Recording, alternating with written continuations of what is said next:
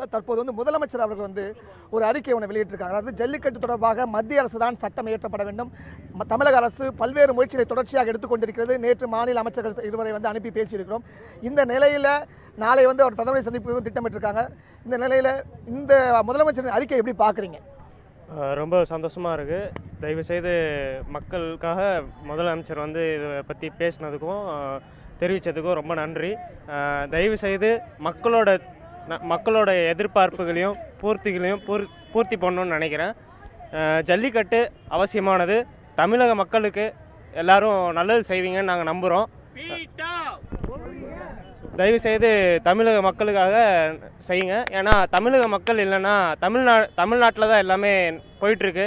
தயவுசெய்து தமிழக மக்களுக்காக எல்லாமே செய்யுங்க. நன்றி.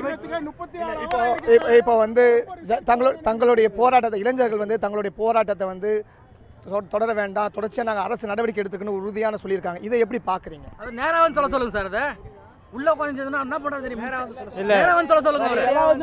நேரா வாக்குறுதி கொடுங்க, சட்டமன்றத்தில் ஒரு தீர்மானம் போடுங்க. ஒவ்வொருத்தரும் தங்களை கருத்துக்களை பதிங்க, ஜனநாயக முறையில் பதிங்க. ஆனால் பொறுமையாக இருங்க. இல்லை, அவங்க சொல்கிறது கரெக்டு தான். மக்களோட தீர்ப்பு என்னென்னா எல்லாரும் நேரடியாக சொல்லணும்னு ஆதரவு தெரிவிக்கிறாங்க. அவங்க எவ்வளோ சீக்கிரமாக மக்களுக்கு ஆதரவாக தெரிவிக்கிறாங்களோ அவ்வளோக்கு நல்லதுன்னு நான் நினைக்கிறேன். சார், அவங்க எது சொல்றதா இருந்தாலும் நேரா இங்க சொல்லணும் சார். இவ்வளவு மாணவர்கள் இவ்வளவு இளைய சமுதாயம் நாங்க இன்னைக்கு இருக்கிறோம்னா அதை அவங்க துச்சமா மதிச்சு இன்னி வரைக்கும் ஒரு அறிக்கை கூட நேரடியா விடல. எல்லாம் மறைமுகமா தான் சொல்லிட்டு இருக்காங்களே தவிர நேரடியா விடல சார். இது எங்கள் தமிழர்களுடைய விளையாட்டு சார். இது எங்களுடைய பாரம்பரியம் சார். எங்களுடைய தமிழோட இனத்தையே அழிக்கலான்னு பாக்குறாங்க. அது என்னைக்குமே முடியாது. என்னைக்கே எங்களுடைய தமிழர்களுடைய உணர்வை நாங்க என்னைக்கும் விட்டு கொடுக்க மாட்டோம். நாங்க வேரோட அழிக்கிறத என்னைக்கு நாங்க அனுமதிக்க மாட்டோம். தொடர்ச்சியாக தங்களோட கருத்து எல்லோரும் தங்களுடைய கருத்துக்களை ஜனநாயக இதில் பதிவு செய்யுங்க. அரசினுடைய நடவடிக்கை, முதலமைச்சரின் நடவடிக்கை, முதலமைச்சரின் அறிக்கை வேண்டும் என்று நேற்று போராட்ட குழுவினர் தொடர்ச்சியாக தெரிவித்திருந்தாங்க. இந்த நிலையில் அரசு தரப்பில் அறிக்கை விடப்பட்டிருக்கு. இந்த அறிக்கை எப்படி பார்க்குறீங்க? இதெல்லாம் ரொம்ப கண்மூடித்தனமான அறிக்கை.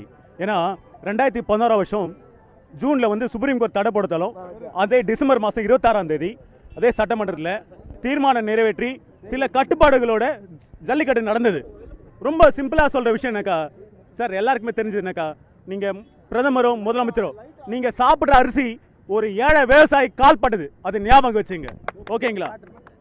நீங்க சாப்பிட்ற அரிசி ஒரு ஏழை விவசாயி கால்பட்டது. கருத்துக்களை அதாவது இப்போ முதலமைச்சர் அறிவிக்கிறது ஒரு கண்மூடித்தனமான இது.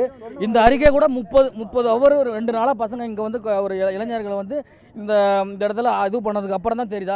பிரதிநிதிகள் நேற்று ஒட்டுமொத்தமாக கூடிய பொழுது பிரதிநிதிகள் ஒன்றாக கூடுவதற்கு வாய்ப்பு இல்லாமல் போயிடுச்சு. யார் பிரதிநிதிகள் என்று கூடுவதற்கே மிக சிரமம் ஏற்பட்டது.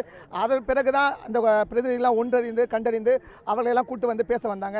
அதன் சார்பாக 2 அமைச்சர்களும் அனுப்பப்பட்டார்கள். பேச்சுவார்த்தை நடந்தது. அதில் தோல்வியிலும் முடிந்தது. இந்த நிலையில் பிரதிநிதிகள் ஒரு அறிக்கை வேண்டும், அதிகாரப்பூர்வமான கேட்டாங்க.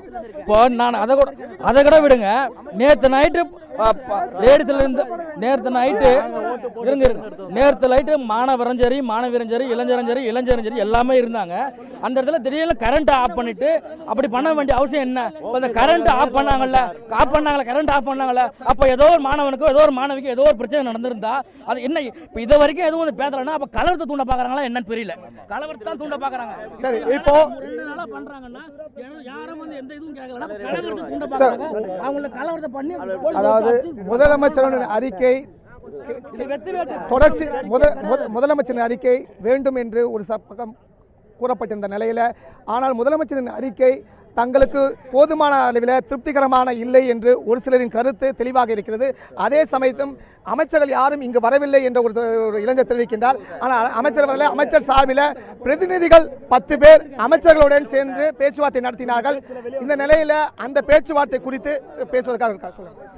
என் பேர் முகேஷ்ங்க. நான் திருவள்ளூர்லேருந்து நேற்று காலையில் 8 மணிக்கு வந்தேன். 300 பேரோட ஆரம்பித்த கூட்டம் இன்னைக்கு காலையில் 2000 பேர் வந்தாங்க. 8 மணிக்கு 2000 பேர்லேருந்து இப்போ 1,00,000 பேர் வந்திருக்காங்க. எந்த ஒரு மினிஸ்டரும் வரல. ஒரே ஒரு நடிகர் ராகவ லாரன்ஸ் மட்டும் தான் கூட்டத்தில் உட்காந்தாரு. வேறு யாருமே உட்காரல. ஒரே ஒரு டிஜிபி 2 மணிக்கு பேசுறாரு. இந்த போராட்டத்தை நீங்கள் கைவிடுங்க, எங்கள் கூட நீங்கள் கிளம்பி வாங்க, நம்ம போய் பேசலாம் சிஎம் வீட்டில் அப்படின்னு சொல்லி கூப்பிட்டாரு. யாருமே வரல. நாங்கள் பிரியாணிக்காகவோ இல்ல காசு கொடுத்தோ நாங்கெல்லாம் யாரும் வரல. நாங்க தமிழனுக்காக வந்திருக்கோம். எங்களோட பாரம்பரிய தமிழ், எங்களுடைய ஜல்லிக்கட்டு, எங்களோட பாரம்பரிய